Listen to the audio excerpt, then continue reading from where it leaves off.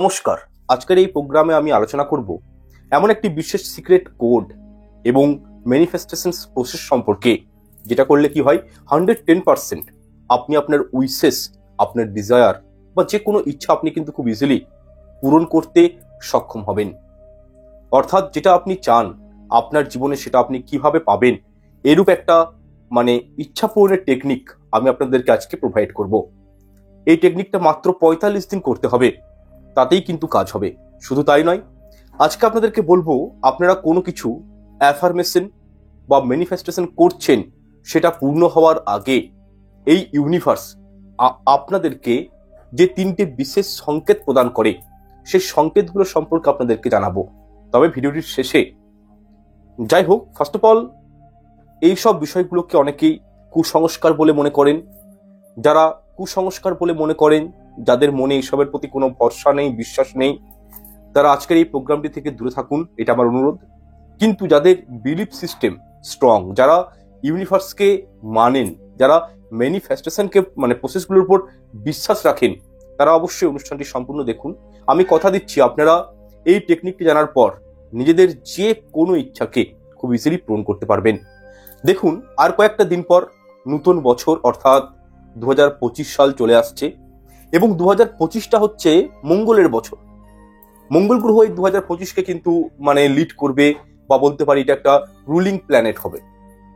তো সেক্ষেত্রে বলা হয় যে মঙ্গল অত্যন্ত ফাস্ট মুভিং প্ল্যানেট।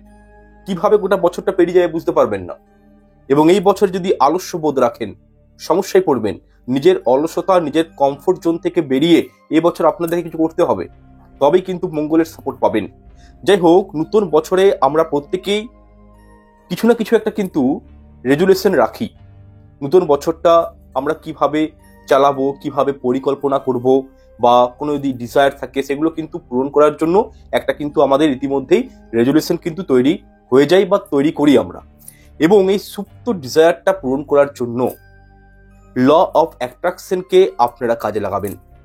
সেই বিষয়টাই আপনাদেরকে আমি জানাবো, যে ল অফ অ্যাট্রাকশন বা একটা সিক্রেট কোড, এইটার কি ক্ষমতা রয়েছে। তবে হ্যাঁ, এই টেকনিকটা পার্সোনালি আমি মনে করি যে এটা খুব একটা কিন্তু সায়েন্টিফিক নয়। কিন্তু হ্যাঁ, এই টেকনিক করে অনেকেই নিজের জীবনে অনেক কিছু ইচ্ছা পূরণ করেছেন, তারা ভালো ফল পেয়েছেন, এবং সেই বিষয়টাই কিন্তু আপনাদের সঙ্গে শেয়ার করছি। যাই হোক, আজকের এই ভিডিওটি সম্পূর্ণ ল অফ অ্যাট্রাকশন বা বলতে পারি ম্যানিফেস্টেশনের উপর থাকবে।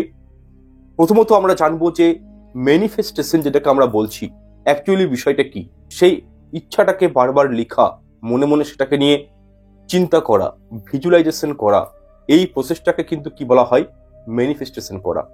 আপনার ধরুন একটা খুব সুন্দর গাড়ি প্রয়োজন, আপনি প্রত্যেক দিন ওটাকে ভিজুয়ালাইজেশন করছেন, মনে মনে চিন্তা করছেন, এটাই কিন্তু এক প্রকার ম্যানিফেস্টেশন করছেন। আপনি কোথাও না কোথাও আপনার ব্রেনের মাধ্যমে লজিক্যালি আপনারা কিন্তু ইউনিভার্সকে বিষয়টা প্রদান করছেন যে আমার এটা প্রয়োজন। That is call manifestation. আমরা যখন কোনো একটা জিনিস বারবার শুনি, বারবার লিখি, তখন আমাদের শরীরে পঞ্চ ইন্দ্রিয় সক্রিয়ভাবে কাজ করে, এবং সাবকনসিয়াসনেস মাইন্ড অত্যন্ত কিন্তু অ্যাক্টিভ থাকে। যাই হোক, অ্যাজ পার অ্যাস্ট্রোলজি বলা হয়, যাদের জন্ম ছকে, যাদের জন্মকুণ্ডলিতে কেতু স্ট্রং হয়, তাদের কিন্তু ম্যানিফেস্টেশন অত্যন্ত তাড়াতাড়ি ফলপ্রসূ হয়। শুধু তাই নয়, যাদের মূলাঙ্ক এবং ভাগ্যাঙ্ক 6, 7, 2, তাদেরও কিন্তু দেখবেন ম্যানিফেস্টেশন বা ইচ্ছাটা, যে কোনো অ্যাফার্মেশন বলতে পারি, তারা করলে একটু জলদি পূর্ণ হয়ে যায়। এটা হচ্ছে অ্যাজ পার অ্যাস্ট্রোলজি বলা হয়েছে।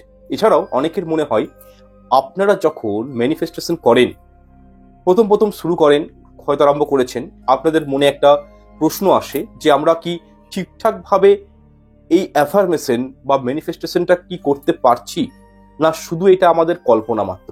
এরকম কিন্তু একটা থিঙ্ক আপনাদের মাথায় কিন্তু আসে। সেক্ষেত্রে বলবো, দেখুন, একটা হোল ডে, সারা দিনে আমরা বিভিন্ন রকম চিন্তা ভাবনা করে থাকি, বিচারের পরিবর্তন আসে আমাদের মধ্যে। কিন্তু আপনি যে অ্যাফার্মেশন বা ম্যানিফেস্টেশন করছেন, সেটা কিন্তু আমরা নিজেদের ব্রেন দিয়ে করি। সুতরাং এই থটটা আমাদের কিন্তু একই থাকা প্রয়োজন। সেখানে যদি বারবার থট পরিবর্তন হয়ে যায়, যদি আপনার চিন্তা ভাবনা বারবার চেঞ্জ হয়ে যায়, তাহলে কিন্তু এটা ম্যানিফেস্টেশন হচ্ছে না। যাই হোক, আজকের এই ম্যানিফেস্টেশন টেকনিকটা হচ্ছে 369, অর্থাৎ 369 একটি উপায়। এটি আপনারা অনেক জায়গায় শুনেছেন, অনেক জায়গায় দেখেওছেন। আজকের এই প্রোগ্রামে আপনারা এটা কিভাবে নিজের জীবনে অ্যাপ্লাই করবেন, কিভাবে এই টেকনিকটা করে নিজের ডিজায়ার, নিজের ইচ্ছাগুলোকে, উইশগুলোকে ফুলফিলমেন্ট করবেন, সেটা কিন্তু জানতে পারবেন। দেখুন, এই টেকনিকটা প্রদান করেছিলেন নিকোলা টেসলা। উনি বেশ কয়েক বছর আগে অনলাইন প্ল্যাটফর্মে এই টেকনিকটা কিন্তু দিয়েছিলেন। দেখুন, আমি আগেও বললাম, এখনো বলছি যে এই টেকনিকের মধ্যে কোনো কিন্তু আমি সায়েন্স খুঁজে পাইনি, কিন্তু যারা এই উপায়টি করে লাভবান হয়েছেন তাদের জীবনে কিন্তু যে পরিবর্তনটা ঘটেছে সেই রেফারেন্স কিন্তু আপনারা ইউটিউবের ভিডিওতে পেয়ে যাবেন, প্ল্যাটফর্মে মানে ফেসবুক প্ল্যাটফর্মেও কিন্তু পেয়ে যাবেন। অনেকে এই বিষয়ে কিন্তু পোস্ট করেছেন 369 বিষয়ে। এটি একটি সিক্রেট কোড, ইউনিভার্সাল কোড, এবং এই মেথডটাকে ইউজ করে তারা বড় বড় জিনিস কিন্তু অ্যাচিভ করেছে নিজের লাইফে।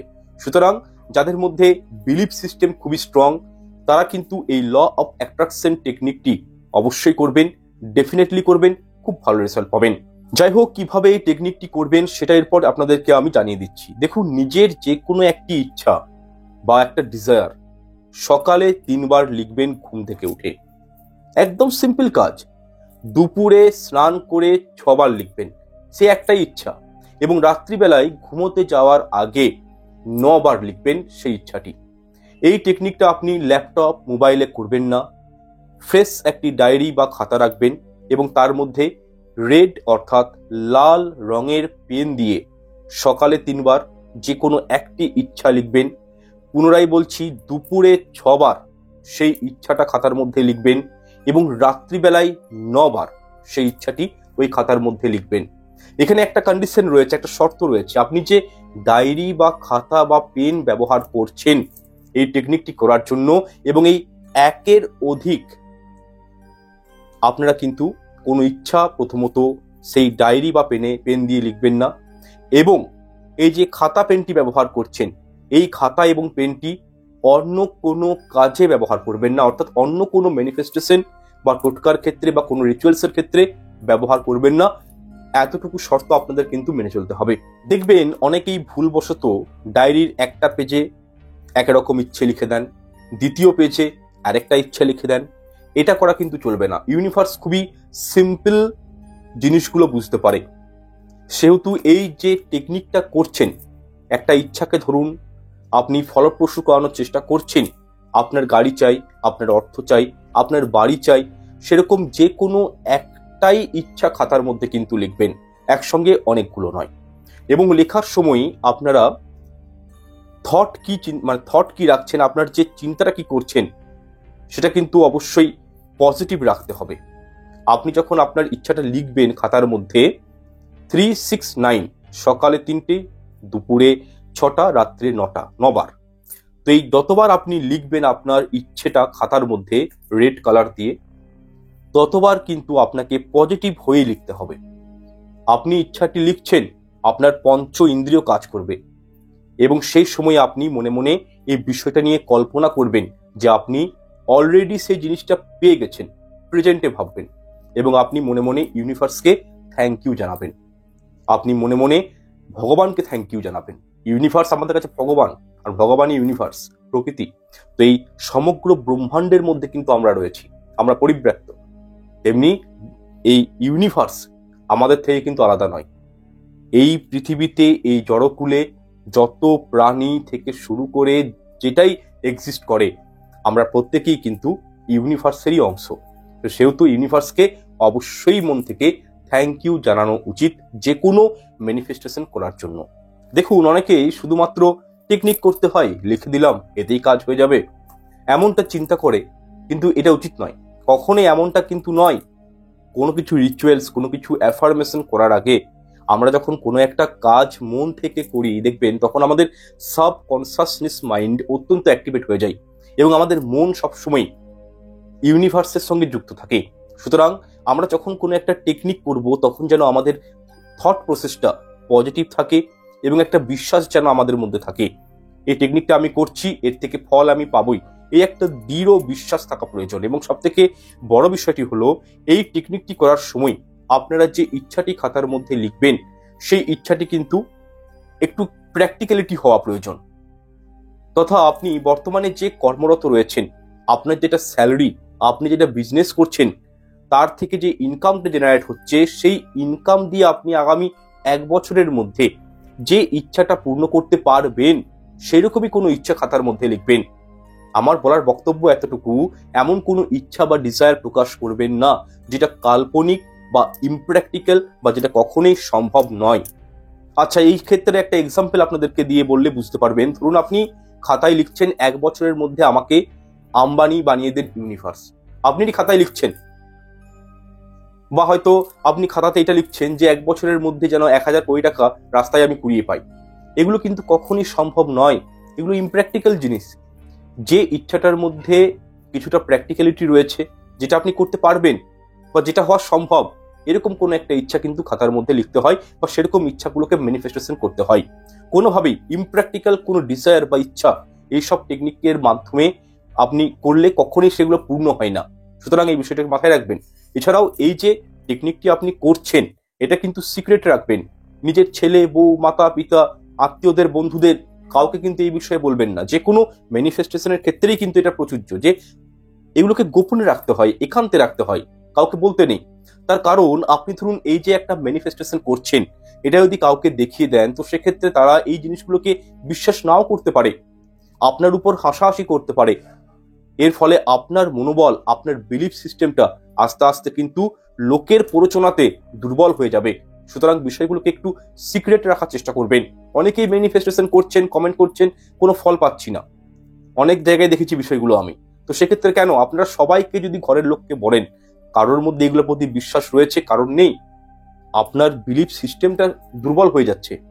তো সেক্ষেত্রে অবশ্যই আমি বলবো এই বিষয়গুলোকে সর্বদা সিক্রেট রাখার চেষ্টা করুন, গোপনীয়তা রাখবেন। যাই হোক, অনেকের মনে একটা প্রশ্ন থাকে যে আমরা যে টেকনিক বা ম্যানিফেস্টেশন করছি, সেটা পূর্ণ হওয়ার আগে কিভাবে বুঝবো। এক্ষেত্রে আপনাদেরকে কিছু আমি সংকেত সম্পর্কে জানিয়ে দিচ্ছি। এরপর এই সংকেতগুলো পেলে আপনি অনুভব করবেন বা একটা অনুমান করতে পারেন যে আপনার যে ইচ্ছাটা রয়েছে, সেই ইচ্ছাটার উপর ম্যানিফেস্টেশন যেটা করছেন, অ্যাফার্মেশন দিয়েছেন ইউনিভার্সকে, সেটা আপনার কিন্তু পূর্ণ হতে চলেছে। নাম্বার 1, কোনো কিছু ইচ্ছা পূর্ণ হওয়ার আগে আপনারা বারবার অনুভব করবেন যে আপনারা দেখতে পাবেন যে কোনো এঞ্জেল নাম্বার বারবার কিন্তু আপনার চোখের সামনে চলে আসবে। 111, 22, 000, 555 বা 6, এই টাইপের নাম্বারগুলো কিন্তু দেখবেন আপনাদের চোখে বারংবার কিন্তু ভেসে উঠবে। আপনি মোবাইল দেখতে পারেন এই নাম্বারগুলো, আপনি ল্যাপটপ চালাচ্ছেন, ল্যাপটপের মধ্যে এই নাম্বারগুলো বারবার আসতে পারে, বা কোনো ভিডিওতে বা কোনো গাড়ির নাম্বারের মধ্যে এই এঞ্জেল নাম্বারগুলো কিন্তু আপনি যখন বেশি পরিমাণ দেখতে শুরু করবেন, আকস্মিকভাবে হঠাৎ করে, আপনি তখন বুঝবেন যে আপনার যে ডিজায়ার রয়েছে সেটা কিন্তু ফুলফিলমেন্ট হওয়ার জায়গায় চলে এসছে। দ্বিতীয় নম্বর সংকেতটি হলো, যে কোনো ম্যানিফেস্টেশন পূর্ণ হওয়ার আগে আপনারা পাখিদের পালক বারবার দেখতে পাবেন। রাস্তায় কুড়ি পেতে পারেন, ঘরের বাইরে পড়ে থাকতে দেখতে পারেন, আপনি কোথাও যাচ্ছেন সেখানে পাখির পালক পড়ে রয়েছে, সাদা রঙের, গোলাপি, নীল কালার, সবুজ কালারের পাখির পালক আপনাদের চোখে কিন্তু বারবার পড়বে, বা আপনি পাখির পালকের স্বপ্ন দেখতে পারেন। এর অর্থ হলো যে খুব শীঘ্রই আপনার ইচ্ছে কিন্তু পূর্ণ হতে চলেছে। 3 নম্বর সংকেতটি হলো, দেখুন যে কোনো ডিজায়ার বা ইচ্ছা পূর্ণ হওয়ার আগে আপনি কোনো না কোনো মাধ্যমে দুঃখ পেতে পারেন, কষ্ট পেতে পারেন। কেউ আপনাকে ছেড়ে চলে যেতে পারে, আপনার চাকরিতে সমস্যা আসতে পারে, আপনার ব্যবসাতে কিছুটা প্রফিট কম হতে পারে। অর্থাৎ এই ইউনিভার্স যখন কাউকে বেশি কিছু দেয় বা কোনো ইচ্ছা পূরণ করার জায়গায় নিয়ে তাকে চলে যায়, তার আগে কিন্তু সেই মনুষ্যকে যাচাই করে নেয়, পরীক্ষা করে নেয়, সমস্যায় ফেলে তাকে কিন্তু একটু কষ্ট দেয়। কোনো কিছু বড় জিনিস পাওয়ার আগে ছোট জিনিসগুলোকে যেমন ছেড়ে দিতে হয়, ঠিক এরকমই একটা অনুভূতি আপনাদের সঙ্গে কিন্তু কোনো কিছু ডিজায়ার পূর্ণ হওয়ার আগে এই বিষয়গুলো কিন্তু আপনাদের মধ্যে অনুভূতি হতে পারে। দেখুন, বহু মানুষ বহু রকম কথা বলেন। কেউ বলে 12 টেকনিকটা খুব ভালো, কেউ বলে 555 টেকনিকটা খুব ভালো, এগুলো ইউজ করতে পারেন। তবে হ্যাঁ, আমি যেটা আজকে আপনাদেরকে বললাম 369, এই যে টেকনিকটা আমি আপনাদেরকে প্রদান করলাম, এটা সব থেকে বেস্ট টেকনিক, খুব পাওয়ারফুল একটা টেকনিক এবং সব থেকে ইজিলি এটা করা যায়। আপনারা করে দেখুন, ডেফিনেটলি দারুণ রেজাল্ট পাবেন। যাই হোক, আপনারা যারা ম্যানিফেস্টেশন করেন তারা কিরকম রেজাল্ট পাচ্ছেন, বা ভিডিওটি দেখার আগে যারা এই 369 টেকনিকটা করেছেন তারা কিরকম রেজাল্ট পেয়েছেন, পারলে সেটা কমেন্ট বক্সে একটু আমাকে লিখে জানাবেন। আপনাদের কমেন্টগুলো অন্যরা যখন দেখবেন তাদের মনে একটা বিশ্বাস তৈরি হয়ে যাবে এবং তারা নিজের ইচ্ছাগুলোকে পূরণ করতে পারবেন। যাই হোক, আপনারা এই অনুষ্ঠানটি দেখে যদি উপকৃত হন, ভালো লাগে, লাইক অবশ্যই করবেন এবং তাহলে আমি ম্যানিফেস্টেশন যে সিরিজটা রয়েছে সেটা আপনাদের সামনে আমি উপস্থাপনা করার চেষ্টা করব। এবং লাইক শেয়ার করতে ভুলবেন না অনুষ্ঠানটি, পারলে চ্যানেলটি সাবস্ক্রাইব করে পাশে থাকা বেল আইকনটা অন করে রাখবেন। দেখা হচ্ছে পরের এপিসোডে। নমস্কার, ধন্যবাদ।